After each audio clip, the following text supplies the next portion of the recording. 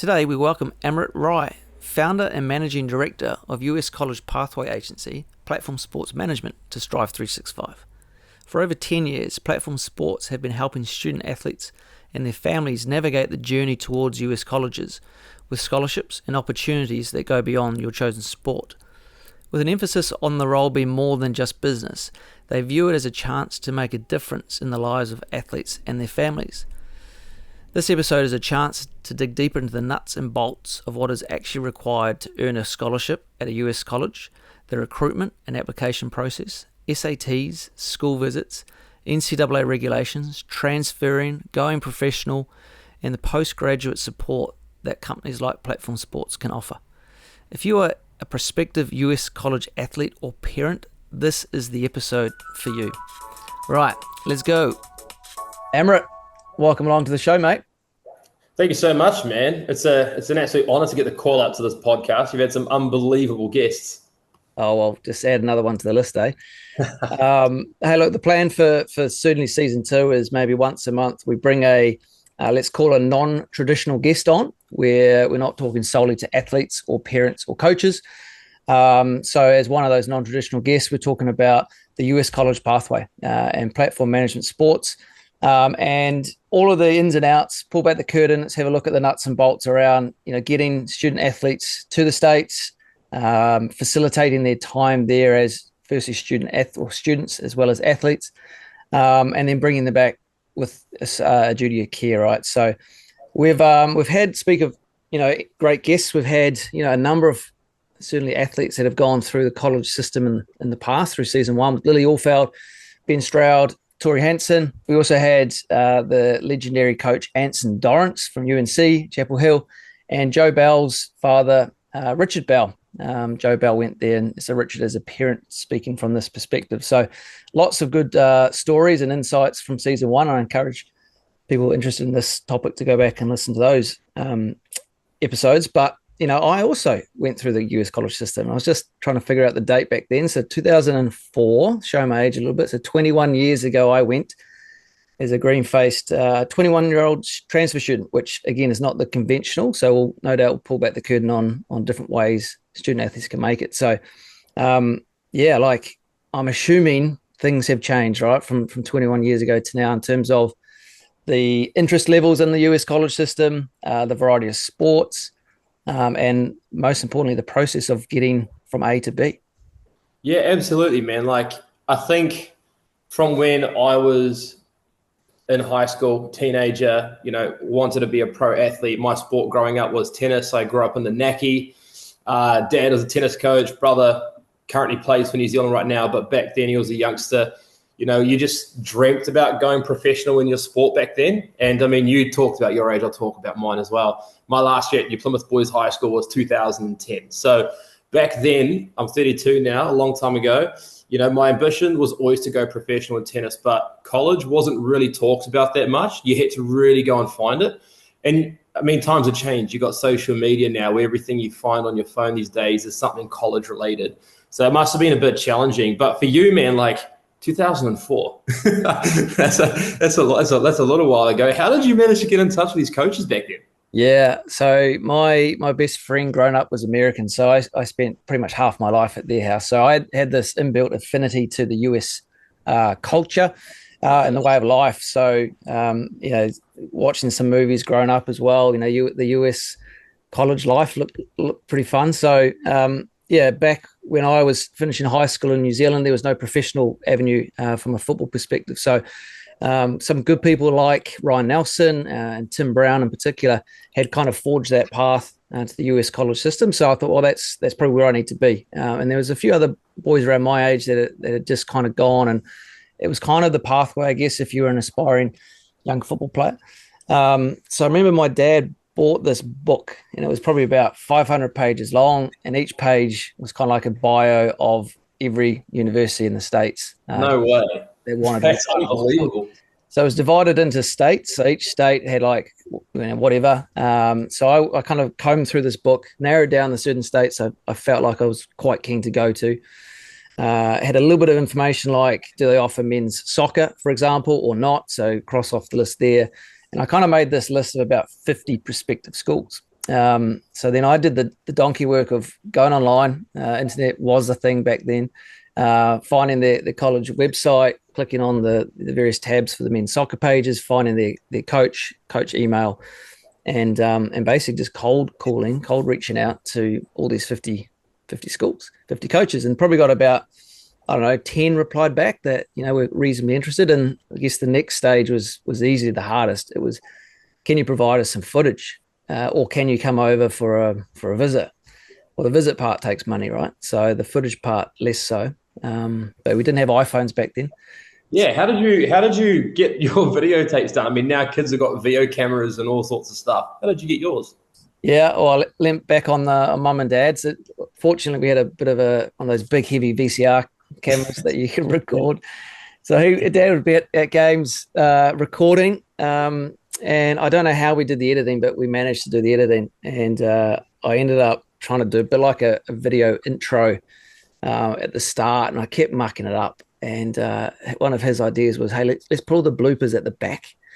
And fast forward maybe a year, and the school ended up signing. They was like, the reason why you stood out was because of your bloopers. Like, no one else would have been crazy enough to put those in there. You are joking. We instantly had this sort of connection with this crazy Kiwi kid who can't speak proper English and there's all these bloopers. So, so then we have all this tape. Don't know if it's any good. And then we send it off and we find out, the American VHS system isn't the same as New Zealand. It has to get converted. So I went through the next step of getting this converted at a video store, and then we posted off the 10 videotapes and waited to hear. So yeah, that was kind of my journey to get some sort, a bit of like a fishing expedition, which worked out for me in the end. I had a few offers, and bear in mind this was, I was 20 at this stage, so I was already doing a bachelor's degree.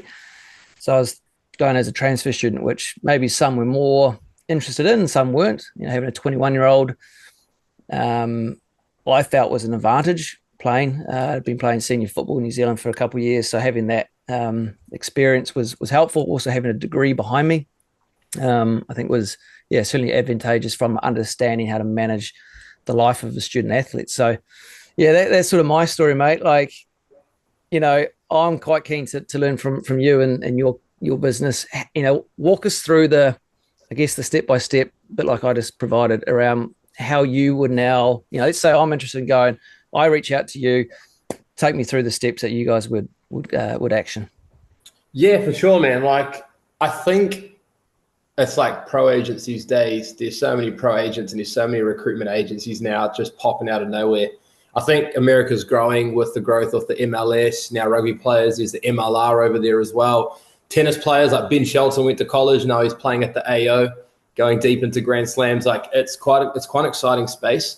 And I think what a lot of families need to be careful of is a couple of things. A recruitment agency that helps athletes get scholarships in America, they're not allowed to promise and guarantee them scholarships. If they charge a fee on the contingent of the athlete getting a deal and the NCAA find out, you will be in violation of those bylaws, and the athlete can actually cop the suspension there. They can get stood down for like a semester or two.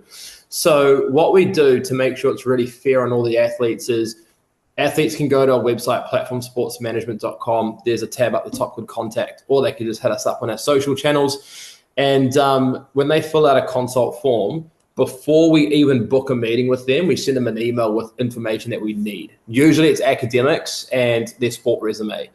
And we ask for a couple of references based on their sport. Before we get on that call, we already, as a team, we know what kind of deal they're most likely going to get in college and where they academically stand as well in high school, and are they close to meeting academic requirements for the NCAA or the NAIA system, etc. On the call, we go through how the college works and give them a really good understanding. And then towards the end of the call, we say, based on your CV, and we're really blunt with it, we just say, this is where you're at. How much are you willing to spend, or do you need a full scholarship? Because that might change the pathway that they pursue. And then if we meet common ground and we're like, yep, we both agree on this pathway would be the right one for you, we can go forward. And we've got a number of different services starting from, 1,500 all out to like 6K, just like any other agency. If they say, look, I think we can get a full scholarship at Duke, and we're saying, I don't think we can. We won't work with them, or we won't progress the conversation any further. We do a lot of free consultations, and we don't just work in New Zealand and Australia. William, my manager, actually did a consultation yesterday with a client from Nigeria. We get inquiries from all over the world. We've worked with athletes in 13 different countries. So we've got quite a global team. But I think it's just really important that any parent or athlete that wants to pursue working with an agency, they get a really good understanding of what the outcome could be before they sign a contract with that agency or pay them a cent. Yeah, like, I don't want this to come across like a sales pitch at all. This is a chance for us to discuss the scenario and like, the agency is a good one, right? Because when I spoke about my journey, there was no agencies. There might have been one, and it was a complete cowboy, and I just wanted to prove that it's managed. You can do it without any help from any externals. However, it was a lot of work. It was 21 years ago. I'm assuming the demands from the schools and the coaches now are, supersede what we could have got away with there. So part of my role at Melbourne Victory in terms of our pathways manager space is to help like-minded prospective student athletes keen on the US system to get themselves to the States. Now, I can't help with that. So I was on the search for an agency that I felt A, wasn't a cowboy, B, was really well priced, but C, had a point of difference. And this is how you and I connected, right? So we sat down over a couple of coffees, and I was really impressed with yourself, with your agency, around the ongoing duty of care to both the student and the parent back home, getting to the US, whilst in the US, and that continuation post the US. And I hadn't come across that from anywhere else. So that's kind of where you and I started our kind of connection around this, and the agency piece is important. So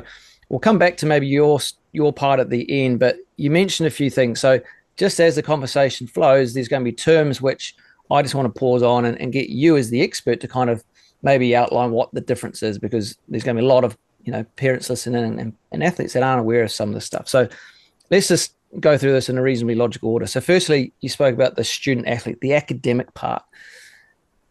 When I was there, the school was very clear that you are a student athlete, not an athlete student, right? So you have to maintain a certain GPA, a certain grade point average, as that's called, right? Certain grades in order to maintain your eligibility to play. So when you spoke about, you submit the academics and you understand if you're a good fit, maybe just go into a bit more detail around that space, the pre-academics, and then maybe what the academic space looks like when you're in the US. Yeah, for sure. Look, like, the college system is a business. So the NCAA or the NAIA system or the junior college system, they make their money through ticket sales, endorsement deals, broadcasting, and all the athletes, back last year and prior were all amateur athletes where they couldn't get paid. So they'd make all this money, and then they would recycle that money in forms of a scholarship for these student athletes. So let's take the NCAA, for example. They look after just over 1,200 universities, 3 divisions. Now, the NCAA said, we make billions of dollars a year. We'll give scholarship funding to a university. Once the university gets that scholarship funding, the athletic director cuts that scholarships in half. Half goes to the men's teams, half goes to the girls' teams. And then once that college coach gets their scholarship budget, so let's say, the coach from the women's soccer team or the men's soccer team, they then start going to try and find talent, athletes that can be game changers for them to help them win games, et cetera, et cetera. And there's 2 parts to this. Yes, they've got to be a really good athlete, but they also got to be at university and study tertiary level education.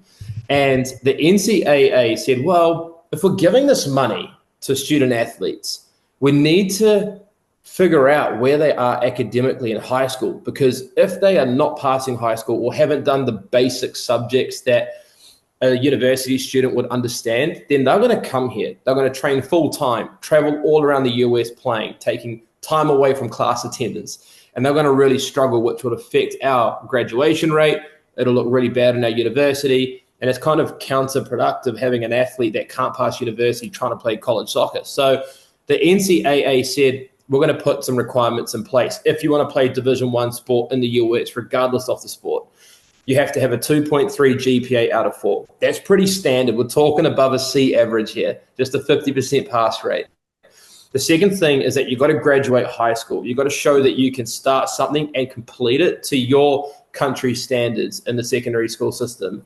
The third thing you've got to do is you've got to complete 16 core subjects from grade 9 to grade 12 if you're in Australia, or any other country in the world. If you're in New Zealand, grade 9 to grade 13. Now, these subjects are like 4 years of English, 3 years of maths, 2 years of social sciences, 2 years of natural sciences, 1 additional year of English, math, or science, and then 4 more core subjects than the ones that I just said. Or you could include languages in that as well, or like geography, history, classics, etc. And based on those subjects, you've got to get a 2.3 out of 4. If you can prove that you're eligible to play college in the Division 1 system. If you're not, you've got to explore other pathways. And that's when you might look at Division 2, which only requires a 2.0, or NAIA that doesn't even require 16 core subjects. But the reason why these universities take academics so seriously is because you're not living the pro athlete lifestyle within the college world. You're also being a full-time student. And if you are not passing and you're not showing up to class, etc., it can be very detrimental towards the university. And also the colleges in America don't want to take that liability of making sure that these kids are passing through. But it might sound scary, right? But when you're at university, there are things put in place to ensure an athlete is going to be managed well academically. For example, you've got to do study hall hours a week, which is an NCAA requirement. There's actually one family friend I know, I won't name him, great guy. He was at a D1 school in South Carolina. He was at Winthrop University. And he was playing there, but he didn't turn up to his mandatory study hall hours throughout the week. So at his university, he had to do 8. And this is just, you walk into this big room, all the athletes are there, you sign in, and you just got to do 8 hours of supervised study outside of your class and your own personal studying sessions that you do by yourself in your dorm room, etc. And he didn't do it. And the coach at the end of the year, in his exit interview before he came back to New Zealand, he said, "Hey man, look, you didn't do your 8 hours a week. You're not allowed to move off campus in the flat with the lads next year. You got to stay back in the dorm rooms." So you lose his luxuries. And because they don't trust him going and living by himself, he has to be supervised, curfew, 10 p.m. lights out, etc. back in as he was as a freshman. So there's things put in place to ensure that athletes are making sure that they are studying in the US, but also, I don't know about you, Gareth, but in college, a lot of athletes get their reports, their academic reports sent directly to the coaches, so they get access to their grades and stuff. Did you have that when you were at university? Yeah, we did. Our coach knew everything about our attendance in class. Study hall. Study hall is where I learned to play gin rummy cards. So it's not only supervised study. It's you just got to be there and do the time. But our coaches certainly had a vested interest in us maintaining our scores, our academic scores, or else we weren't eligible to play. Yeah, I think like colleges pride themselves on team GPAs. So like, I got a tennis player right now at University of Montana, Jason Brown. Shout out Jason. He's like the greatest guy. He's super experienced, worked with Grigor Dimitrov back in the days as stats analysis, and he's running this epic Division 1 program in the Big Sky Conference. And Jason always posts on Instagram, our collective team GPA at the end of the spring is 3.64 or 3.75, and they boast about it. And I think a coach never wants to have an athlete that could affect that or pull that down. I mean, we even did a showcase last year at Auckland United. We had Yale University, the men's soccer coach, Trevor Banks, come on over. And we also had the women's soccer coach from Syracuse University, Brandon Denoyer. And at Syracuse, I've even got a couple of Canadian national players on their team. It's a very stacked squad. And Brandon, we had a parent-teacher interview. And Brandon said to the, parent and students interview. And he said, GPA is one of the most important things for us. If you don't have good grades, but you're a great player, we don't want you. You're not going to be a good fit with our culture, because we're not just trying to help the athlete part. We're trying to help the student as well. It's just as important. And I think especially at these big name universities, it's important athletes understand that it's a business deal. Like, yes, you're getting a scholarship to go to America and it's great and you're playing for the university, but you got to hold up your end of the bargain as well by being a good student for that university as well. Yeah, it's a contract, right? So between two parties. What about, so I don't know if it's still a thing or not, but SATs. Now, that's a standardized test. I think it was called standardized aptitude test. Yeah. Which is a way where any US institution can have the standardized test, whether you're in America or Australia or New Zealand. It's effectively the same test, and that's a way to get a baseline understanding of your education competencies. Is that still a thing for students from this part of the world? For sure, but the big thing is it's not compulsory anymore. So before you would have to do the SAT or the ACT, which is a different style of test, in order to get admission into an American university. However, they started phasing that out. It happened during the pandemic. Obviously, social distancing was an issue. However, there were other issues as well, like students would sit the exam and then all the paperwork will get lost when it was getting back to the US. So no athletes got their grades back, etc. And it was an absolute nightmare. So some universities started phasing it out, where today the SAT is actually not even relevant at all. Even if you did the SAT, it wouldn't count towards anything. However, it is a case-by-case basis. We had a college coach recently at a Division II school contact me and said, hey, Amrit, I know your athlete's GPA is around a 3.0, but if they get 1150 out of 1600 in the SAT, which is you're kind of sitting around like that B minus, kind of B average pass rate in school, and they get that score, we can change them from an out-of-state student tuition to in-state tuition cost for that person. And that makes it a massive difference for that student athlete. The reason why out-of-state cost could be $50K for the year, in-state could be $30K. If a coach can spend less to acquire you for their program, it's an advantage for them going forward. So some colleges will say, look, do it. It really helps for the admission process. Some universities might say it's not even relevant anymore. My advice to athletes on that is do a practice test online. You can go to thecollegeboard.org or go to Khan Academy, which is an online free resource. Download a practice test, have a crack at it under test conditions as well. Once you know what kind of score you got, if you got a good score, it's definitely wise to go and sit an SAT because it can earn you thousands of dollars of academic scholarships at some universities. If you don't do well in it, then don't bother focusing on the SAT. Just double down on your high school GPA. Speaking of postal issues, funny story. Actually, the school I ended up going to, I can't believe it, but I was waiting for the enrollment papers, and they're like, we sent it to you like 2 months ago. I'm like, well, you just have to resend it again, please. If the first one turned up after the second one turned up, it was Gareth Turnbull, my Christchurch address, city, New Zealand, country, Australia. So somebody had posted it to Australia, done the laps around here, and then finally someone looked and goes, we need to send this to New Zealand. It was quite funny. You mentioned NCAA a few times and NAIA. So NCAA, maybe just give us a definition of what it is, what the clearinghouse is, and how they are, as the governing body, how they play a massive part in this process. Yeah, look, the NCAA was formed in the early 1900s. It's a sporting organization. Their job is to do a couple of things: regulate sport in the American university system, make money, and then recycle that back in the form of a scholarship and pay coaches and build athletic facilities to draw more athletes to America. Yeah, the NCAA was formed in the early 1900s. It's a sporting organization that governs athletics. When I mean athletics, I don't mean track and field. It's just the word they use for sport in America. So they manage all the sports in the American university system. There's about 1,200 universities, 3 different divisions. For a university to be Division I, a lot of people think they have to be the best of the best. It's not the case at all. It's purely based on a sizing issue. So a Division I university has to finance at least 7 men's sports and 7 women's sports to be called Division I and be able to finance those sports and to provide enough funding for not only coaches but student athletes as well. Division II are slightly smaller, so they just need to finance 5 men's sports and 5 women's sports. Division III schools only need to finance 3 men's sports and 3 women's sports. The difference between Division I, II, and 3 is Division 3 do not offer any sports scholarships at all. They're mostly private, very small academic institutions. Division I and Division 2 can provide academic scholarships and sports scholarships as well.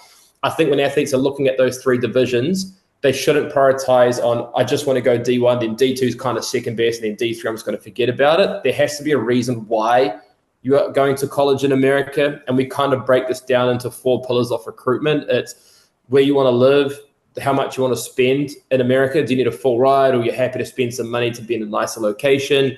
The academics, and how you evaluate your sport as a person. Like, what are your goals sporting wise? Do you want to go pro, or are you just playing it just to get an education? and that's the sole reason for it. And to kind of back up my statement, MIT, NYU, Johns Hopkins are known in the world academically, not in the top 200, but top 100, and they're very strong schools academically. They're Division 3. They're not Division 1 or Division 2. The national champions in Division 2 for college soccer a few years ago, Charleston beat the national champions called Marshall University, Division 1 in a friendly. Like, there's some better Division 2 schools than there are Division 1 schools. So I think a lot of people need to really carefully look at those three divisions and ask themselves as a person, where should we go? But that is the NCAA in a nutshell. Yeah, I was going to say, I went to a D2 school, and we play a lot of D1 schools in friendly games, and we would not always win, but we pretty much would win, just to show that it wasn't like you're the second division of the leagues of football, right? So D1 colleges are the big colleges you can think of. UCLA, for example, talking in the thousands. D2, you're talking in the hundreds. So my school's 2,700, so 2,700 students. 50% of those were student athletes. So it was a big sporting school, but it also was a liberal arts college. So it was really a high performer in terms of the performing arts. So yeah, definitely a good point there around the banding is not necessarily the quality of the athletics as well. Just one last one on NCAA. So what sort of regulations are there? So when I was there, you have 4 years of 5 seasons of eligibility to play in 4 seasons. Like, what other sort of things should people be aware of around the NCAA? For sure. I think the first thing is when you sign a contract with an NCAA university, you abide by their laws, by their bylaws, that is. And I don't know if you've seen the manual, but Gareth, but it's pretty big. And there's a lot of rules that athletes need to follow. Like, you're allowing yourself to get drug tested, breathalyzed. The drinking age in America is 21. So you got to follow their rules of like not getting any of those substances in your body when you're at university. There's academic rules for student athletes as well. There's also pro rules, like you can't get engaged with the pro agent or work with a pro agent while you're on contract at that NCAA university as well. You have to be an amateur athlete. Now, things are changing. There's a common term now called NIL. Have you heard about this before? No, I haven't. So NIL is name, image, and likeness. And what it is about is athletes can now get paid outside of their scholarship and earn money while they're at university based on their name, image, and likeness. So there's been some superstar athletes like Olivia Dunn, for example, and she was at university. She had a TikTok. She had millions of followers on TikTok. She can get any endorsement deal that she wants and still be eligible to compete for that university. I think this movement has changed because a lot of athletes were not keen to go to college. Like LeBron James has got his podcast. I think it's called Unfiltered or something, or Uninterrupted. And he was sitting on there and he said, the reason why I didn't go to college was because I needed to go and provide for my mum. Like, we had no money growing up. I would have loved to have gone to college, but it just wasn't an option for me. And that's when the movement started to change. Mate, I can't obviously go into detail, but we've been involved with athletes not only getting a full scholarship, but getting about 15 to 20,000 USD in endorsement deals as well, without it breaching their F1 student visa. So college is changing, but there are rules that athletes need to know. Again, just go NCAA Division I manual if you're listening to this or watching this, and you can actually see the rules yourself. It is very, very detailed. But touching back on how many years you can play for 4 years in America, and that is the duration of time. If you do 3 to 4 papers a semester to go and earn your bachelor's, your undergraduate degree in America, starts in August, finishes in May. That's 1 calendar year. You've got the fall semester, August to December, and then you got the spring semester, January through to May. So across those 4 years, you can compete for 8 semesters. However, you've got an additional year of scholarship up your sleeve called a red shirt. A red shirt is used for medical timeouts. So if you play year one, and then at the end of year one, let's say, touch wood, this doesn't happen to anyone, but you do your ACL and you're out for a year, your red shirt is activated. It's a year you keep your scholarship, you keep studying, but you're not playing, and it doesn't eat away at your playing eligibility. And then year 3, you recover in year 2. So year 3, you start back. You'll start your second year of eligibility. So you get 5 years of scholarship, 4 competing years of eligibility. And in the event that you don't get injured and you go through your 4 years of eligibility, but you want to stay in the US and maybe do your postgrad for an extra year, you can try and negotiate a deal with the coach that I'll be a grad assistant, and that would pay for me to do my master's, and it's super common these days. Nice.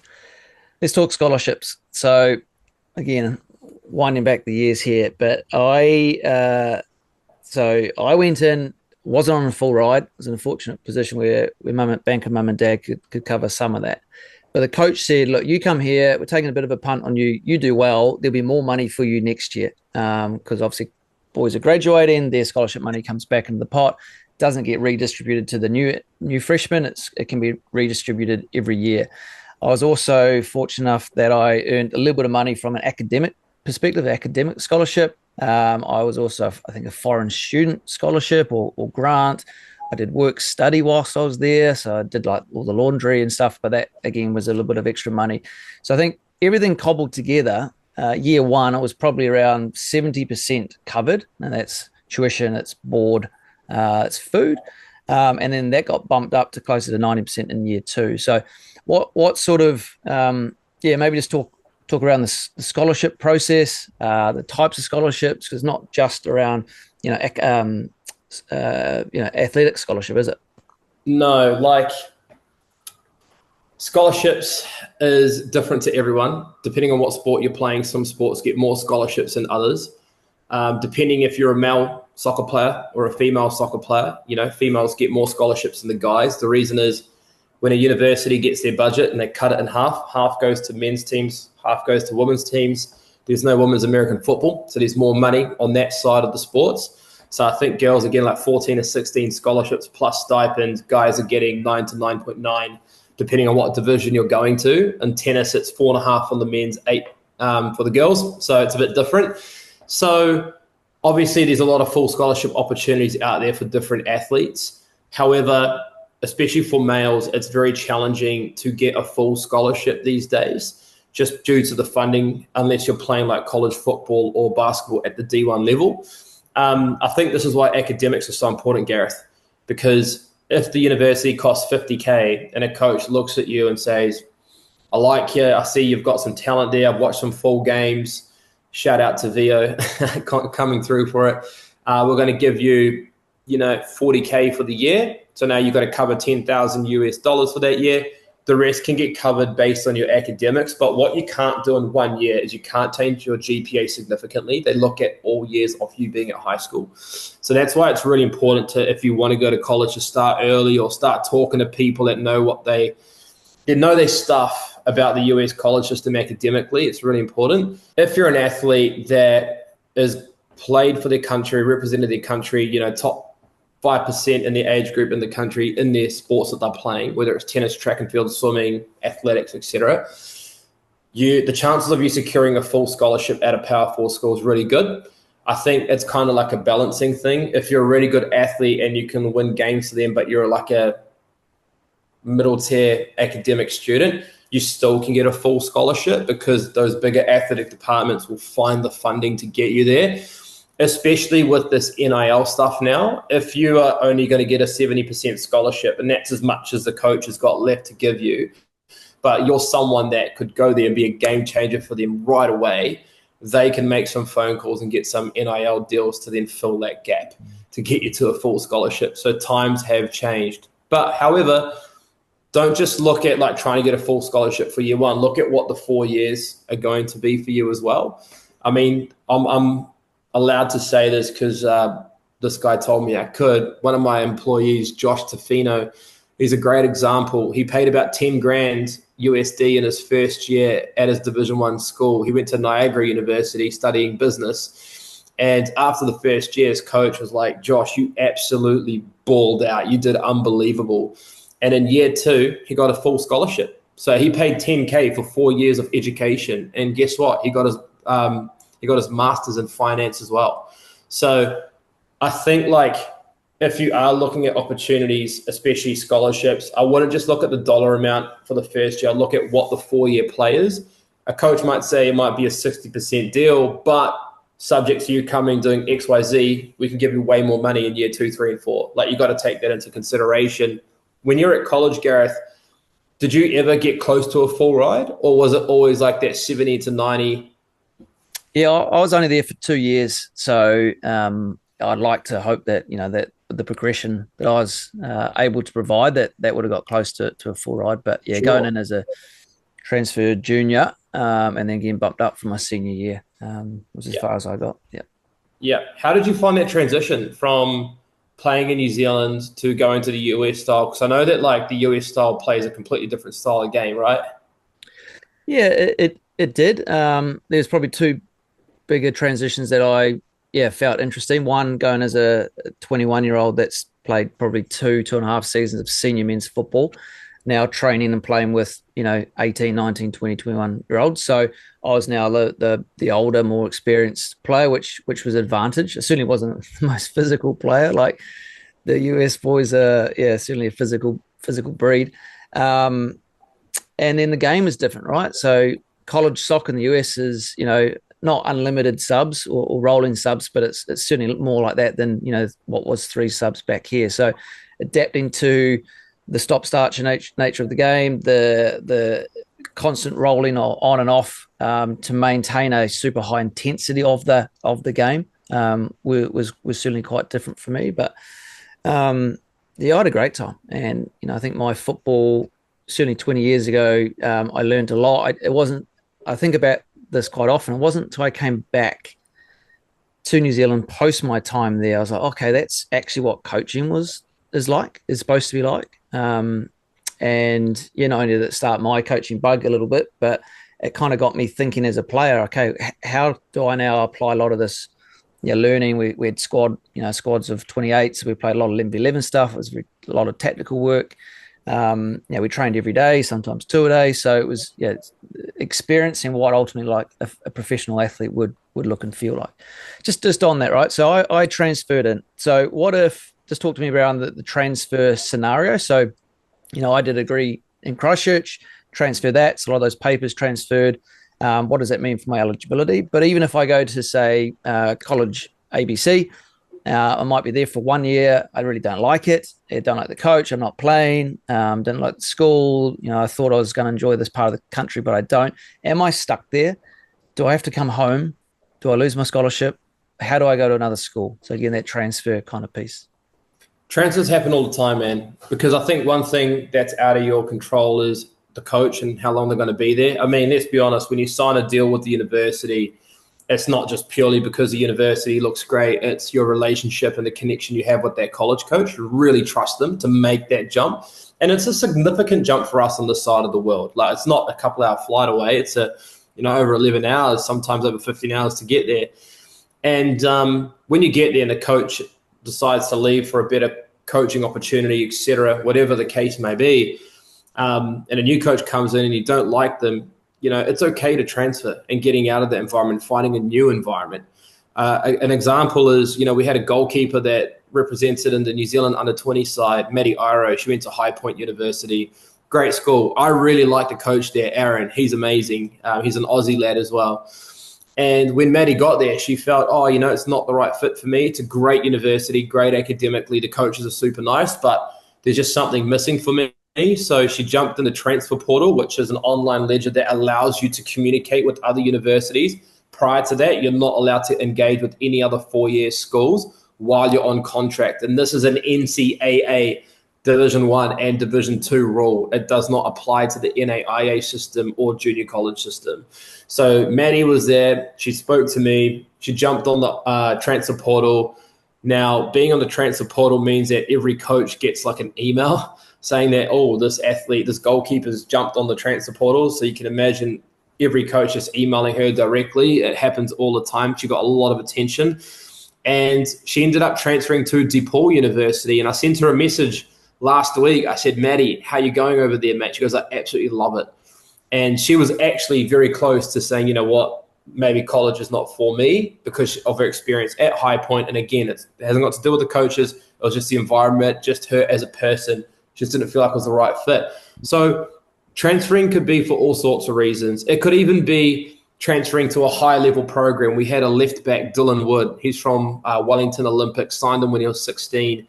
Did 2 years at a Division II school called Metro State University, which is in the RMAC conference, a great Division II conference. At the end of his second year, he had played the most minutes out of anyone in his team. He got captaincy as well. I was living in Wellington at the time. This is about now nearly 7 years ago. And his dad, Grant, texted me, goes, "Are you available for a coffee?" I said, "Absolutely." So I met him in Aro Valley. If you haven't been to the Aro Valley Cafe, you're missing out. And I remember sitting outside there with Dylan and his dad, and they said, "Look, our CV is better than what it was at the end of our last year at Onslow College High School. Do you reckon we could run it back?" I said, "Absolutely we can," because he's got all of this video footage in America, all of these stats on him. He made the conference team. He made the academic conference team as well. He's had a really high GPA. And for his final 2 years, he competed at UC Davis, a fantastic D1 school, top 50 ranked academically in the country as well. Two guys in a senior team, in a senior year, two guys transferred into the MLS. So it was at a very high standard, got to play on ESPN, and that's what his degree says. It doesn't say Metro State, it says UC Davis. So it's not always about where you start, it's about where you finish. And the mistake I see people making, especially with transferring, is they transfer sideways or backwards. They transfer to a program that might be a little bit out of their depth and riding the bench, where the scholarship isn't that good and don't ever get a chance to prove it to the coach because there's so many players in the squad, or they just transfer to the same levels. And I think that's why it's so important trying to find the right fit in year one, being really true to yourself and being really realistic as well about where you can go, where you can play, and can that set you up for success moving forward. Yeah, and no doubt people like yourself, right, and your agencies are helping around those questions.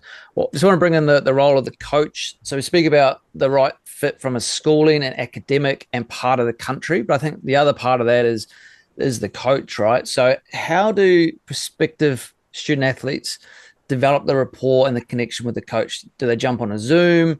Maybe talk about the ability to visit the school and what they can and can't do in terms of that. But yeah, how do you solve or answer the questions of the unknown around what's this coach? Will he like me? Will I fit his style of play? For sure. I think there's a couple of things. It's really interesting to find a coach's approach to a student athlete when they're trying to recruit them for their program. Traditionally, what happens is you get a highlight video, you get circles around you, cut it into different segments, send it to a coach. The coach will then email you back saying, "Hey, really interested in speaking with you.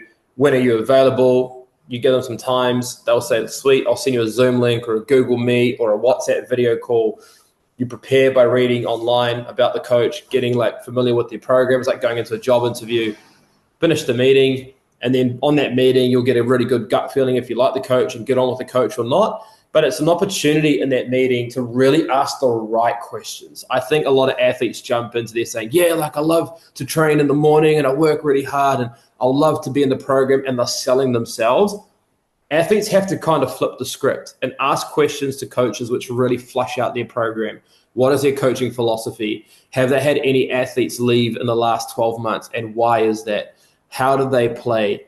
Is there any success stories of athletes going professional? Maybe you're an athlete that wants to go for an academic opportunity. So the question there could be, do you have any internships in civil engineering or business or in psychology? Does your university have any relationships with that? You want to ask the right questions that really services everything about that program. And then before you get off the call, and this is, I think, a really important one, you should say, "Is there any athletes in your team that I should speak to make sure that we get on?" Now, I do this two ways. Sometimes I get my athletes to ask them if I know the coach really well. If I don't know the coach really well, and there's new coaches popping up all over the place in the college system, easily about 150 soccer coaches are brand new every single year, then I would get my athletes to message anyone in the team on the online roster at random on Instagram, thanks to technology, and just reach out and just ask what the vibe is there like. You'll be surprised. We get sometimes the athletes say good things. Sometimes the athletes say, "Do not come here. I'm getting on the transfer portal. I'm out of here."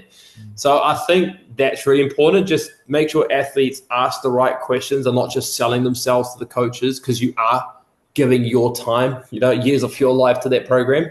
You need to make sure it's the right fit. And I think that's why a lot of athletes engage with us, because our network of 10 years allows athletes to get pretty transparent reviews on some college coaches. There's some coaches there, Gareth, that I love, we give so much time for, but there's coaches that I wouldn't touch within a 10-foot pole as well. Yes, it's like anything in life, right? Do your due diligence to give yourself the best chance of success.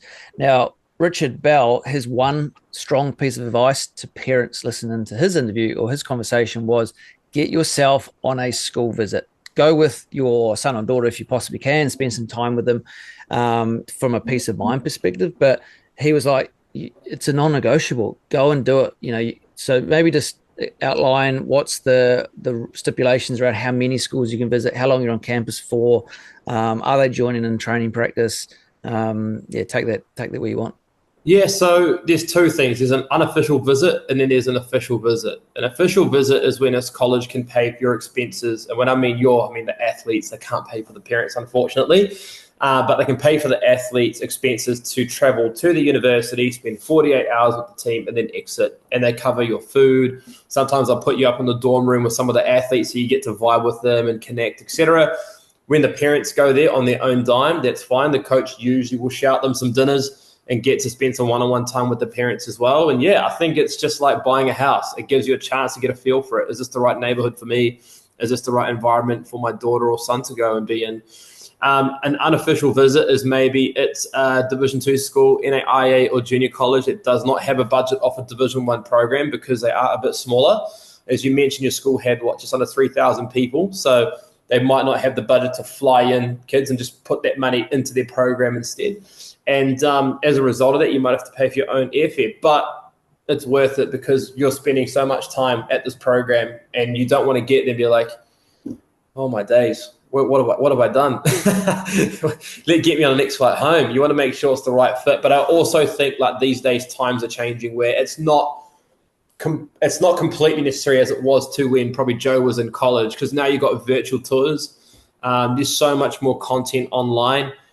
We have a lot of the time college coaches saying, we'll jump on a call with you, and then they switch it over to their phone and they FaceTime them and take them through the entire school.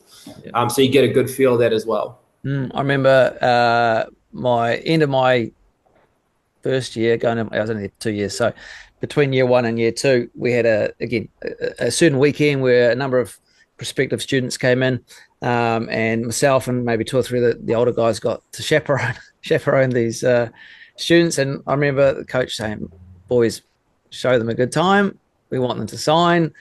Obviously did a decent enough job because the one that I was looking after, he signed, and shout out Dave Bloom, who went on to play professionally in the America as well. So yeah, good stuff. Hey, just on that, the pro space. So a lot of the student or the athletes listening to this, have aspirations to play internationally, to go professional in whatever sport they play.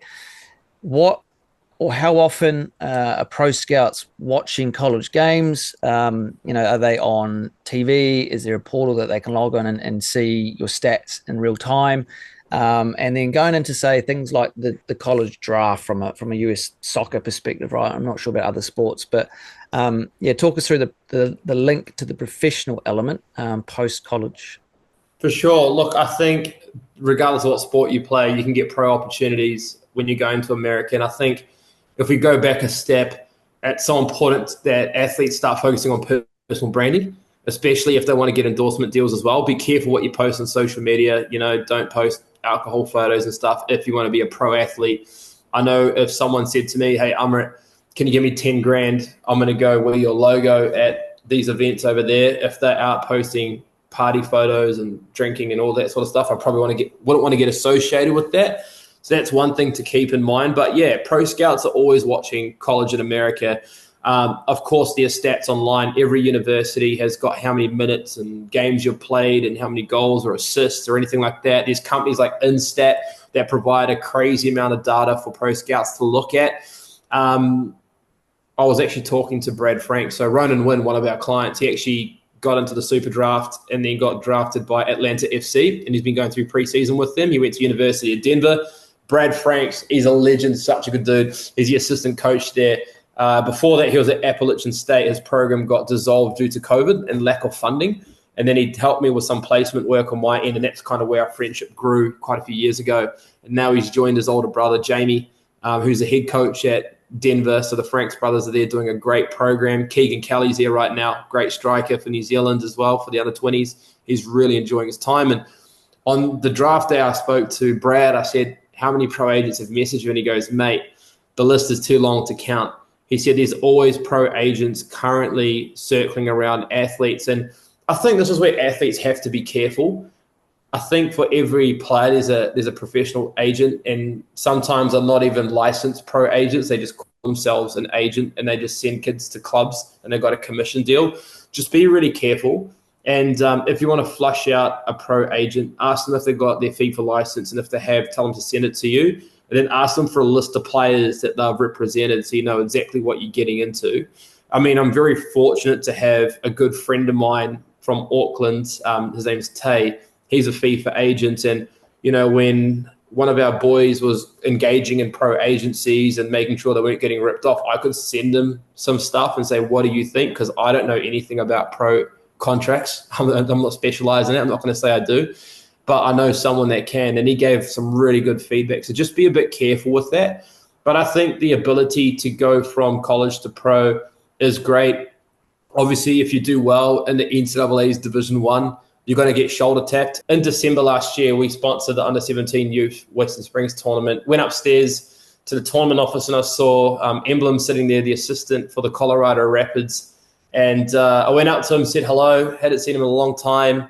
And I said, what are you up to? He said he's about to fly back to the US. The draft is coming up. And he was talking about all sorts of Division 1 soccer players. Some of them play with guys that we've placed in America as well. So it's really cool to see this as a possible thing for a lot of athletes in the US. I mean, Ronan Wynn started with us when he was in year 11. His goal was to go pro. And look, college isn't for everyone, but I think his family were like, education's really important for them. So he gave that a crack. Through his time there, developed, did all the right things with his coaching staff, and now he's with Atlanta FC, and he's got his degree under his belt whilst being on a scholarship. So there's a number of ways to tackle it, but it's not just soccer as well. You've got coaches, especially in tennis and also in golf, that are encouraging athletes to come and say, we will help you get there. And they've genuinely got a success story for each program. One of our student athletes, Melissa Cohen, she is a swimmer from New Zealand. She interviewed with the University of Florida. And when she was interviewing with the coach, behind the coach was all these photo frames, and it had swimming athletes with an Olympic ring on it. And she said, oh my gosh, it's amazing that you've had all of these athletes go to the Olympics. And the coach goes, no. These are the ones that got a medal. And then turned her camera to the side and goes, this wall over there, all the athletes that went to the Olympics. So college is becoming this breeding ground for pro athletes. I think the facilities, the athletic resources, the sports nutritionists, psychologists, recovery rooms, the S&C coaches that you get access to whilst being on a scholarship is just insane. And some of the salaries that these coaches are on over there, they're on pretty high tickets. There's some tennis coaches that are on like over $250K USD a year, just looking after 8 lads a year. So you can imagine other sports. So when you've got that kind of money, you're going to be coached by a good coach as well. So that's why you're getting forced into this level of becoming, very close to being a pro athlete. Let's just bring in coaches for a second. So what if I, as a coach, want to go to the States? Is this something that is doable, manageable? Is it something that agencies like yourself help support? How would I go about getting a college job in the US? Yeah, look, it's not something that we do financially. Like, it's not a commercial model for us at all, but we can help coaches definitely get in touch with the right people in the US. If any coaches that are listening to this want to explore job opportunities in the US, what I recommend is go to the NCAA market. So just go on Google, just type in the NCAA market, and it'll come up with every job opening in America based on that sport. And it will see which universities are looking for head coaches, assistants, etc. It could even be not just coaches, it could be S&C, it could be psychologists as well. Universities are always looking for talent.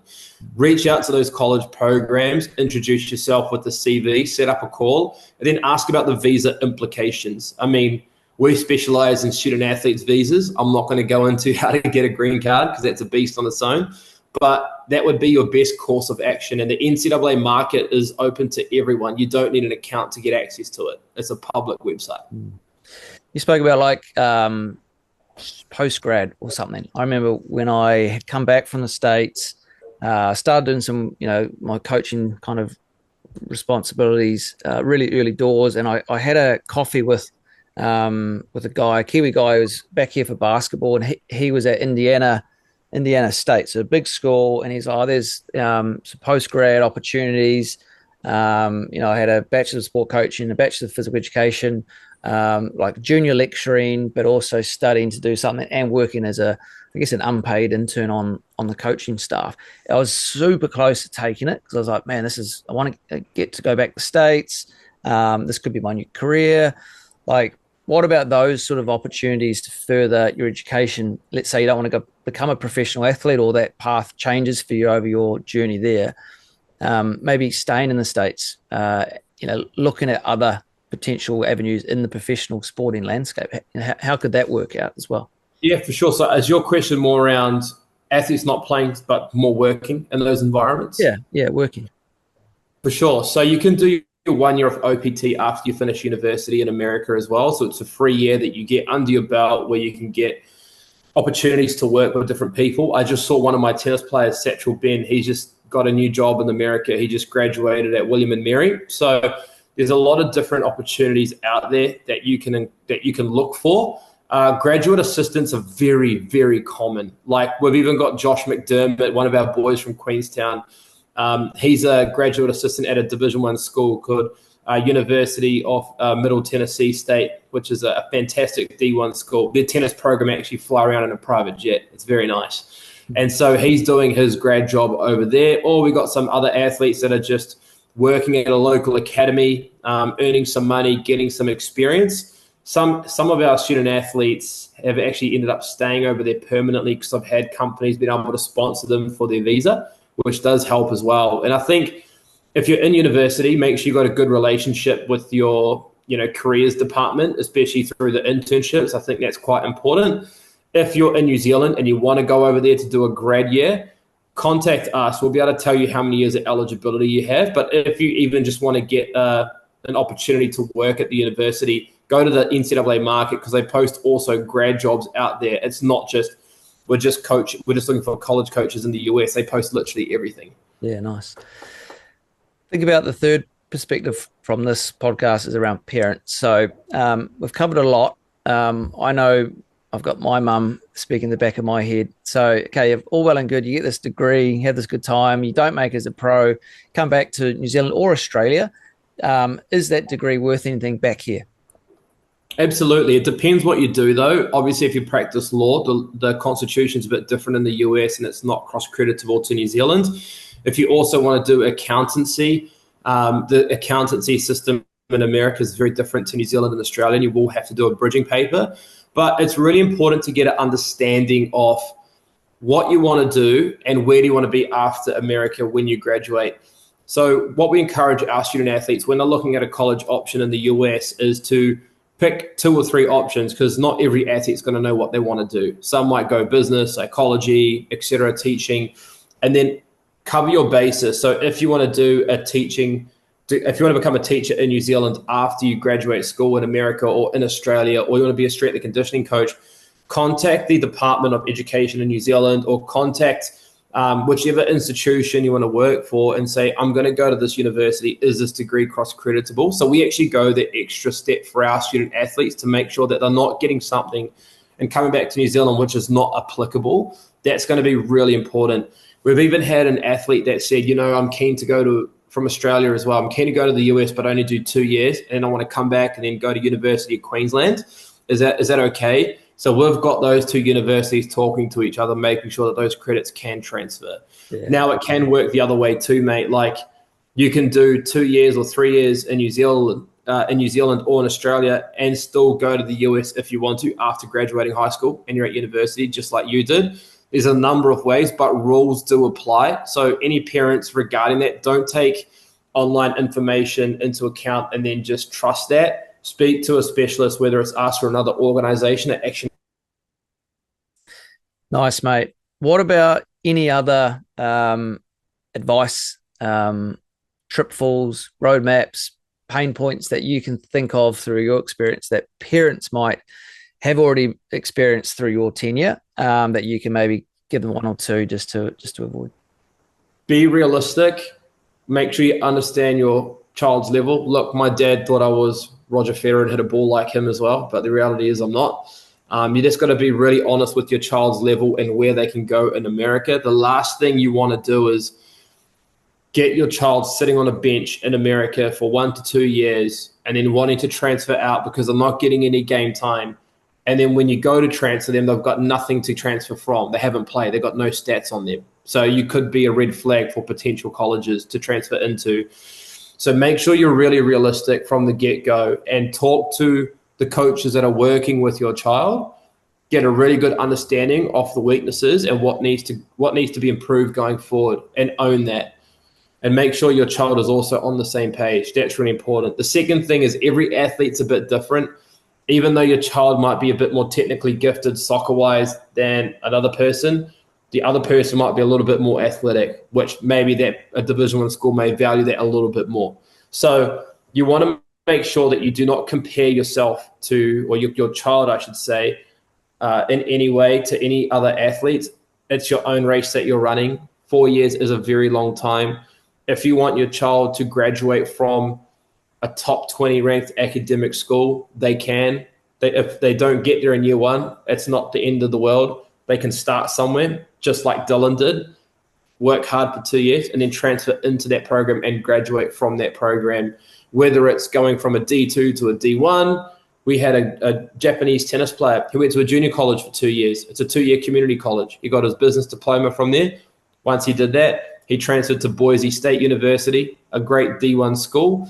After 2 years at that D1 school, he graduated with an undergraduate business degree, just like everyone else, within 4 years. And his business degree is actually accredited by Harvard University. So there's a number of ways to attack the college system. Don't just think that your child has to go to D1 right away in order to be successful. Be real honest, keep options open, look at the 4-year play, and also make sure that you do not compare your child to other athletes and what they're getting, because that's not only going to upset you, it'll take your focus away from what's really important. Mate, this last hour has been really insightful. I think back to 21 years ago, doing all of this myself, my dad, my mum, our video camera, with not a lot of support. Now the process is similar, but probably beefed up. So having someone like yourself, a specialist, your agency, I think is a really smart play. And as I mentioned, I've kind of looked into, half a dozen, and I've felt more trust and more cohesion and connection to you and platform sports management than anybody else. Maybe it's a great time to bring in what you guys do. I'm assuming, I've made notes here around video, your academics, the visas, scholarship levels, connections with a variety of different coaches, but also talk to the audience around your ongoing duty of care, your support, your connection with the athlete and mum and dad whilst the athlete is there. It's not like, okay, we've got you your scholarship, we wish you well, which a lot of agencies seem to sort of end their care at that point. Yeah, first of all, appreciate the kind words, Gareth. So when I started this company when I was 22, all I wanted to do was build something I would have liked to have used. I think having someone that really cares is always going to be there, and just being transparent and honest is the values that Platform Sports is built upon. And there's 3 phases to our processes. The first one is preparation. So we prepare the athlete for college. We build CVs, calculate GPAs, edit their highlight videos, make sure it's going to sell them. But it's not just me that looks at their highlight videos. We've got a big team specialized in each sport that looks at them, and we debate the videos, whether or not this is really going to sell an athlete. Once we fine-tune the CVs, we come up with a game plan of schools that we're going to be contacting. Once we connect them, we help the athlete through networking with college coaches, preparing them for meetings, what to say, what not to say, how to negotiate deals, looking over contracts, helping them through the college application process. And then we move into finalizing their placement, which is verbal offers, contract, NCAA clearancing, making sure they know how to send their transcripts, how they're going to become eligible, etc. And then the third phase of the business that we focus on is protection. So when they're in the US, are they looked after? Are there any issues that I need to know? Tomorrow morning, I've got a call with a mother. Her daughter's been in America now for a year and a half. And there is an issue between the daughter and the college coach that I need to resolve. I've spoken to the coach today, got their side of the story, speaking to the family tomorrow, and I'll be mediating that situation. But I mean, even what I love about this job is just having ongoing relationships with families and seeing athletes thriving in America. I caught up with David Kelly, Keegan Kelly's dad. He went to go watch his boy play at University of Denver, watched a couple of games, and sent me a text saying, let's go out for a pint or two. So we went over to the Lumsden in Newmarket, just up the road from our office. And he was telling me about the experience and how awesome it was. And now we got to meet some of the boys in the team and took them out for dinner. And great to seeing his boy over there working really hard. So for us, that's the kind of the benefit of doing this job, is hearing all of that. It is tough going to America. Kids are going there by themselves. It's also tough for parents too. I mean, there's empty nest syndrome. Your child goes, you're sad, you're very upset that they've left. So making sure that we're there for the parents too is equally as important. Look, college is not all sunshine and rainbows, man. It's tough. It's a grind, and we just want to make sure that athletes and parents know that we're there 100% of the way. Nice, mate. We will be putting links to you personally, but also the company in the show notes. And yeah, if this conversation is flamed the flames brighter and stronger, that hey, yes, this is actually what I want to do, then I would wholly advocate reaching out to Platform Sports Management. All right, mate. Hey, appreciate your time. You're an actual businessman, so time is money for you. So I don't want to keep you much longer. But like all the rest of our guests, let's finish with quick fire questions. Ask me a question, which the audience can also consider how they might answer this as well. So I'm going to ask you a question. Yep. What's the most important thing to youth development these days? Joy. Easy one for me. I think I speak about this a lot. Like, joy is a really important principle for me. I think that's the internal fire and flame. And as soon as that goes out, doesn't matter if you're the best coach in the world, you're the best system, you're playing the best competition, you're the best teammates. That player is lost from youth sport, so they don't convert to either senior sport, or they find another activity, and therefore your sport is lost. Either potential referee, a spectator that's going to buy merchandise, or go to games. So yeah, certainly the joy is critical for youth development. Outline a concept or an idea that you use in the business world, maybe we can try out in ours. So, I mean, the concept that we're trying to develop at the moment, which I think every athlete should be on, is building a personal brand and showcasing your story. I don't think athletes are doing that enough. We touched on that a little bit earlier. Post content on your Instagram and don't care what other people say about it. Be super vulnerable with your content. Post videos of you training, you going for runs, you in the gym. Work on mistakes that you've made and write captions on how you're going to improve it.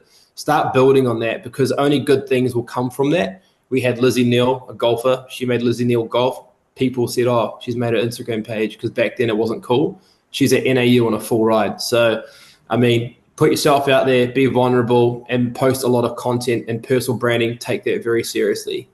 Great advice. Give us a recommendation of a book, movie, TV series, or podcast that people can get around, or if it's more specific to the US system. Happy to hear that. Absolutely. Last Chance U, Netflix. Have you seen it? I have, yes. Yeah. I think that's an important one. It teaches you a lot of lessons. First thing, that even when you go in a really tough situation, maybe academically you're not getting the grades that you want, there's still an opportunity for you to go to America and then springboard to a big Division I program, if that is your goal, or any other 4-year school. The other lesson is that if you're at a Division I school or at a 4-year school and you get into trouble, there can be repercussions as well. Maybe you have to go to a different pathway. So Last Chance U, I think, is definitely one for people to watch. Yeah, it's warts and all as well. It's a good one. If I gave you a magic wand and you could change something around either the US college sporting landscape or the pathway to get into it, what would you change? The NCAA 16 core subjects. I think that one would be big. There's a lot of talented athletes that work really hard in high school that are academically inclined, and the big wall that gets put up on athletes having to do the 16 core subjects are preventing them from going to big D1 programs. And if that wall is taken down, it will allow so many more athletes to go and compete in the US system. Brilliant. What's one piece of advice that somebody gave you that you can share with us?